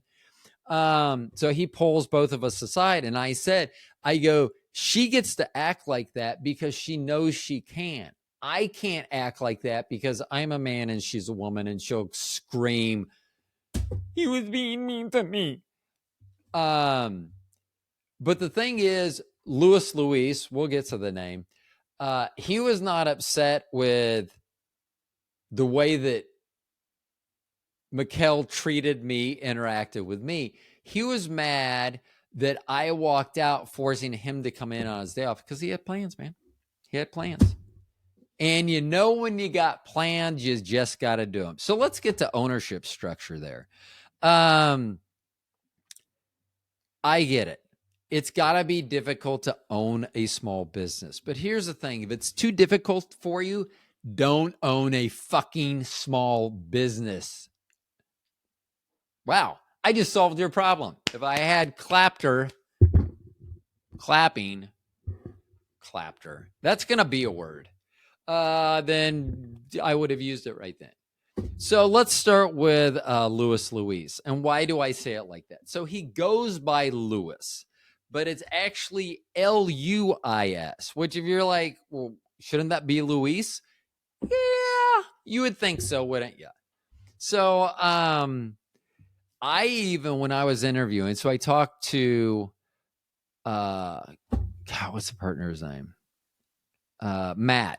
I talked to Matt first, and he goes, okay, I want you to talk to my partner. He'd sent an email. And so I called him. I go, is your partner's name, is it, I think I actually asked for Luis, and they said Lewis or something. I was like, oh, so I asked Matt. I was like, it's spelled, and he goes, yeah, but he goes by Lewis. Here's my guess. As a Puerto Rican who grew up in New York City and spent most of his life there, the last 20 years or so in Kansas City, I think that he had to use a name that sounded more Americanized. So he used, that way if someone called, oh, you're speaking to Lewis. I'm speaking to someone important. Lewis, they sound like they should be the one I should be talking to. You are correct. Luis, no, get me your boss. So, yeah, and we would have vendors call all the time on that. I was never, we never got along. I will tell you, he fucking took me to the emergency room that day. I would have been better off calling an ambulance. Not because I don't remember the trip there, but he was going to drop me off on the fucking curb, and I couldn't walk. So he helped me in. He just dropped me off on left. And if you're like, well, what did he say about that? I never heard from them. So here's the thing about my first time when I started working with a small business. That small business was like a family, a dysfunctional family like most families are. But we actually, besides the meeting at strip clubs, we would do like Christmas and Thanksgiving and New Year's. And I remember fucking New Year's every afternoon, like 2:00, they'd bring champagne up and we would get fucking ripped. I remember one time, Jack, the owner, was still there. Mrs. B had left. I think they only had one car because he usually drove, whatever. So she was coming back to get him or whatever. And they called, and I should have gone, hello, Master Video, this is Rodney. Something to that effect. It was more like, hello. She's like, oh my God. I go, well, I drank a bottle myself. Gosh, those were good old times. I love them all. I mean, best job ever, and I put it there. I liked Best Buy too. I put Best Buy 2, LCC, and Master Video, but I think those are a 3-2-1. Master Video, I loved just like, so this is what I thought. So I could, one night, it was in a mall. I answered the phone. The owner, Jack, would generally call before close and say, how did things go? Blah, blah, blah. And something was supposed to happen that didn't. I don't remember what it was. And he drank early on when I was there, and then he stopped drinking. So the dynamic even changed even more for the better. But he was saying something that whatever. And so I'm like, fuck you. I'm like going off, and I slam the phone. I'm like, this is quarter phone. I'm like, slam the phone down.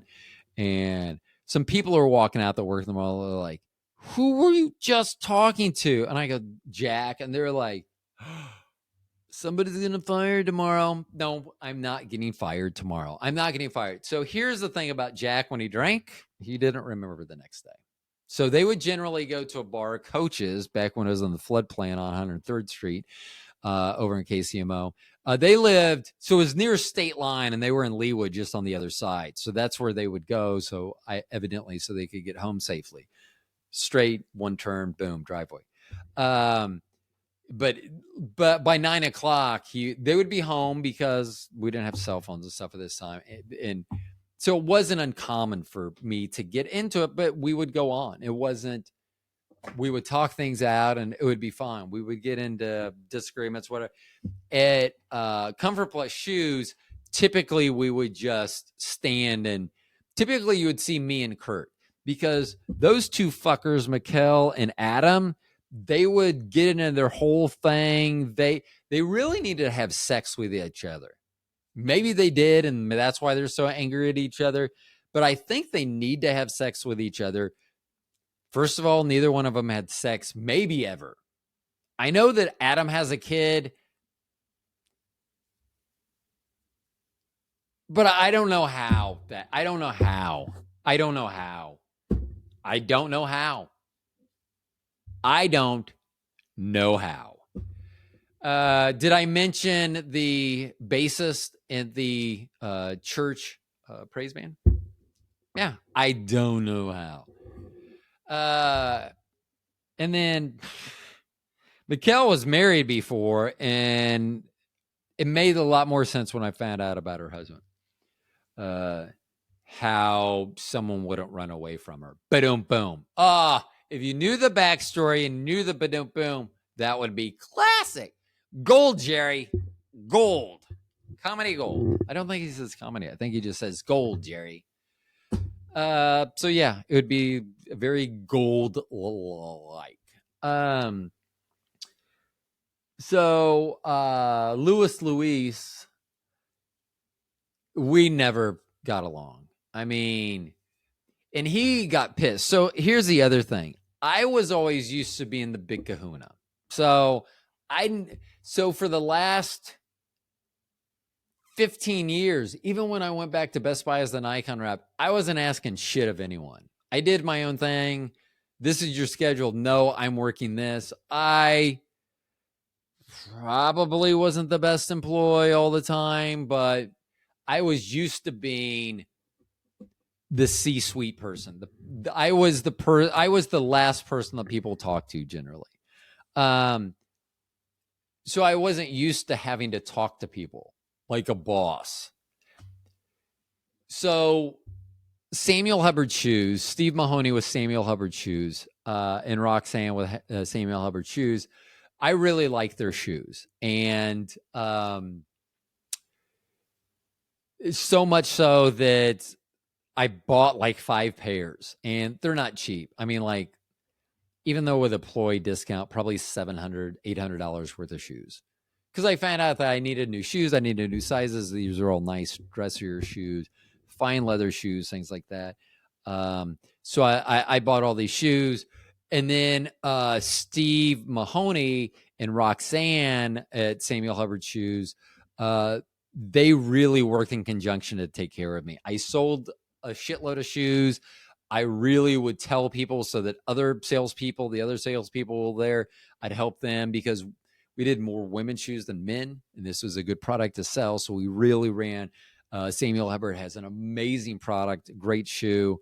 I can't wait to get back in them. I mean, I don't have anywhere to wear them right now, but one of my favorites is my favorite is their Maverick boot. So they have it or had it in 3 colors. I have all 3 colors.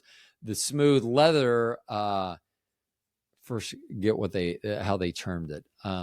Anyhow, that's my latest one. The black broke in. Oh, so beautiful. I love zipper on the side. Damn, it's a nice boot. I'm telling you. Anyway, I got to be, so Steve came to our store to visit because we were selling so much Samuel Hubbard and wanted to find out and everything. Was like, hey, I'll give you a free pair of shoes. And so he actually gave me a few and then gave some to my wife as well. We reviewed them on one of our shows.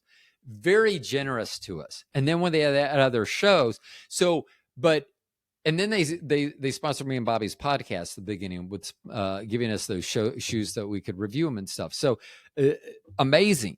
Well, Louis wasn't happy about that because because I went around him. I got something for free that he didn't get. And then, so if Steve Mahoney wants to know something about Louis, is he loved to trash Hubbard shoes by saying, those nice podcasting shoes. Like he hated the fact that I had something other than fucking feet and shoes. Yeah. And so he would say, but then it was funny when Steve gave everyone a free pair of shoes. All of a sudden, Louis thought Hubbards were, they're really nice. And then he'd wear them. I give him shit. I'd be like, are you doing a podcast later? because I'm not going to let them get away with that. I mean, I thought that was whatever. It is what it is. So anywho, anyhow, anyway, Adam and Mikkel would scream at each other so often that I would just apologize to, if I had a customer, I'd just be like, sorry, they're kids, or I would make something up. I would just, and Kurt would always go back while the owner, because they're doing this in the back, sometimes on the floor, but often in the back, but so fucking loud, didn't matter where they were. Kurt would have to go back there and tell them to shut the fuck up if it was only the three of them, or if Matt or the two partners, Matt or Luis were there, then they should do something. They never would. Kurt would have to go to them and go, can you tell them to be quiet? Like, I don't understand why that type of behavior, any of that type of behavior. I know why they kept Mikkel. I asked once, and they said it was because they couldn't find another woman to work there. And we did have a few women that came in to apply afterwards, and I was like, okay, I understand why Mikkel is the best choice. Anywho, anyhow, anyway, so once again, to finish off, because whatever, they gave me a shot, they gave me a job, that whatever. So during COVID, post-COVID, and so I joined in 2022 at the end of mask wearing and everything. So basically it was like, if you've been exposed, you should wear a mask, blah, blah, yada, yada. Many of the people, I talked about the stench of the feet. The stench of the feet. I forgot what I was saying. I was saying something about the stench of the feet. Oh, yeah. So post-COVID, so mask on and everything. So the guidelines from the health organization were, if you were supposed to quarantine and not be around anyone. Well, the owner, Luis, he got COVID, and Mikkel got COVID. One of them gave it to the other one. I don't remember which. One of them gave it. So now we have 2 of our 6 employees there that are positive with COVID. And so first, we have a clientele that have these bad, stinky feet. A lot of them are older, more susceptible. You know, if you come in and you have diabetes, and that's why you come in, because of your diabetes feet, and you may be more susceptible. So these 2 fuckers, Luis and Mikkel, because she gets permission from Luis, they both test positive. In fact, Mikkel goes across the parking lot to a CVS, takes a test there, tests positive, goes back to work. So later I go, because I want to test, because I've been around these fuckers.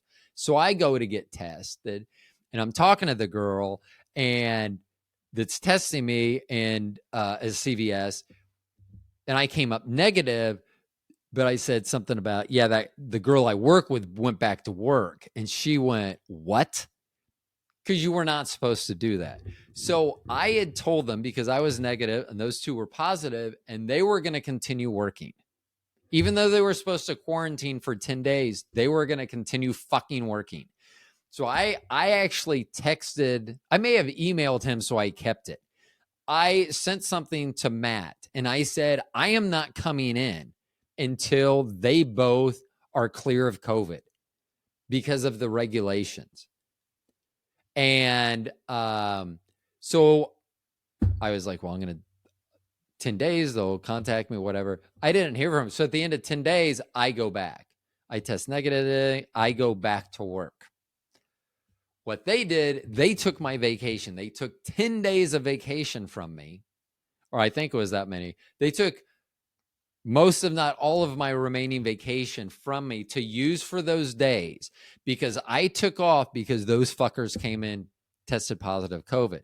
Now, I will tell you, and this is where like Luis would get mad at me, because I wanted to make sure, since they were going into work, that if a cluster of something broke out and they were trying to find out where ground zero is, I called the health department for Kansas and I reported them. And I said, this is what's going on. So they had it. So nothing broke out, nothing happened. And see, what happens is then people like Mikkel and Luis, they think it's okay because they did something that they shouldn't have done, but it turned out okay. They think that then it's okay, even though it's not okay. So I was pissed about that. And then you have Matt. Matt was a very good guy. He tried to keep the peace. He is a very good guy.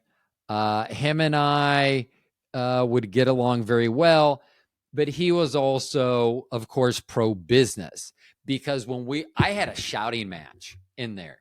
I was talking about how Adam and Mikkel scream. I was screaming at Matt and Luis about, so they were saying, well, it's fine if you wear a mask. And I go, no, it's not. And we're talking about nursing. And he goes, well, even nurses, they can still wear. I'm like, no, they can't. I go, I have a friend who is a nurse at Lawrence Memorial Hospital. And during this time, every shift that they went in for, they had to test.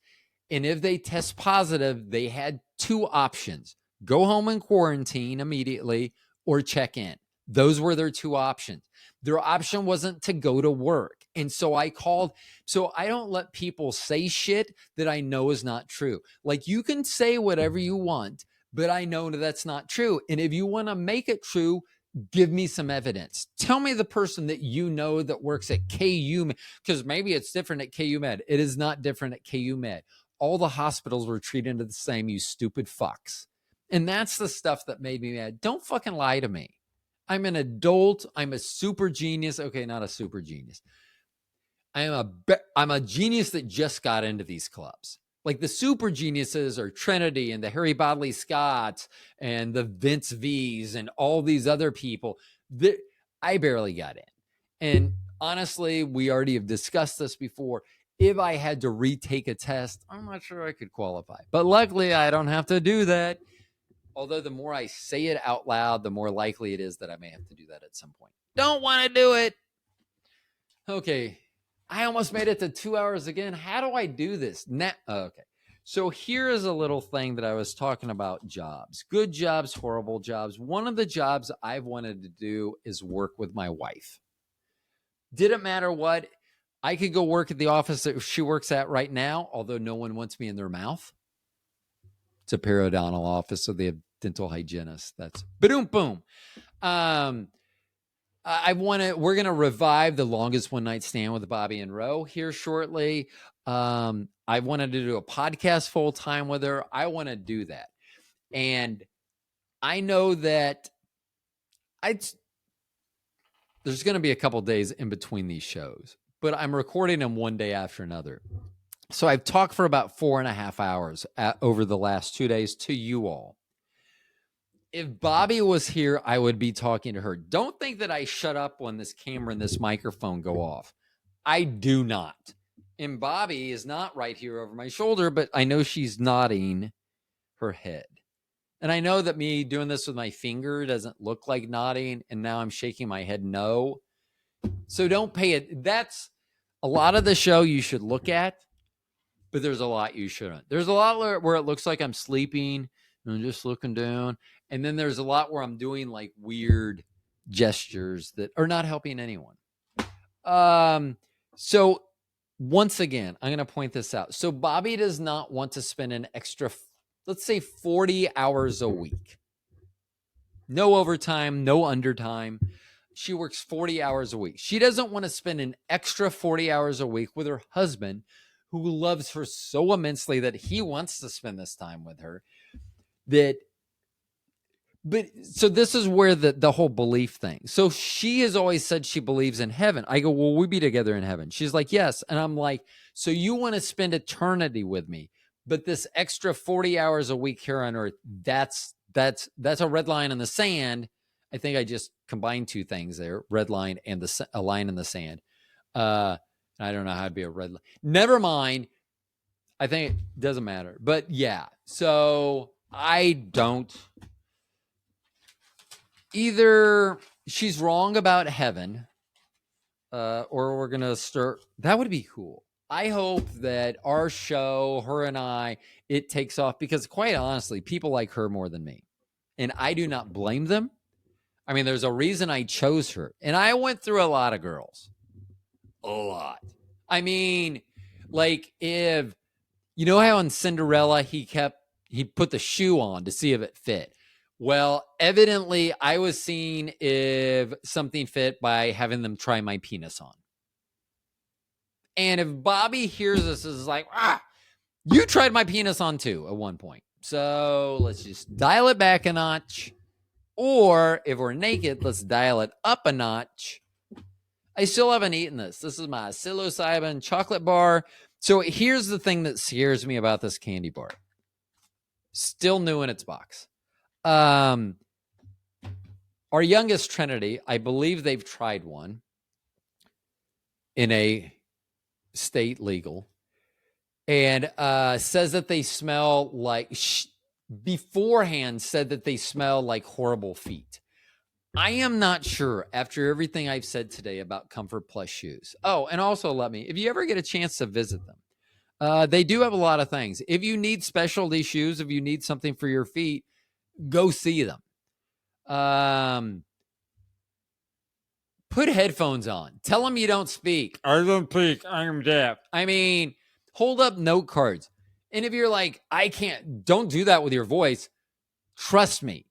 If you have to sit there and listen to Adam McKellar, Louis Louise, you will want to use that. I can't hear anything. Thank you. You will. I mean, gosh. I mean, I would not be with someone I would listen to. So I was going to add something else, and now I forgot what it was. Okay, guess that's it. If I remember, I can't believe it's been a long time since I've had 2 blank pages to work on. So I guess next week's show, I got to get a step in. I don't know. I was going to say something like that I thought was cool. And then as it was coming out of my mouth, I was like, this ain't cool. Which reminds me, one time Bobby, something was coming out of her mouth. She was like, this ain't cool. I'm just probably maybe kidding. I know what I was going to say. If you ever get a chance to visit them because of your feet, go. And if your feet stink, don't worry about it. They're used to it. And so here's the things that you'll hear. Kurt will almost always tell you that he's done this for 40 years. Adam will mention motorcycles or art. And then Mikkel will literally tell people she's not that smart. Oh, I'm not that smart to know that. And I know that, like, if they were to hear this, they would be like, no, I'm not. Yes, you are. Why did you use that voice for them? I don't know. I didn't do it again. See, I can't. That's my problem with accents or voices. I can't do the same one twice. So, like, I got to get through the whole thing. Like, if I was to use a voice with Bobby during sex, it would have to last the whole time. Because it would start off as, like, I don't know, Scarface and end up as Kermit the Frog. Hey, maybe it's your come. I know that didn't sound like Kermit the Frog. And I don't know. I don't want to see a come. I don't want to see a frog come. Oh, but you do. I know that sounded even less. See, I told you twice. I can't do it. Sorry. Anyway, new studio-ish. I mean, it's not going to change. The pictures we have to go. Bob Marley's coming back up. There'll be multiple aliens on there. There's probably going to be a bookshelf that will highlight different books of people that have been on the show before. We'll have in studio guest. So I'm really excited about that. First in studio guest is like 2 weeks.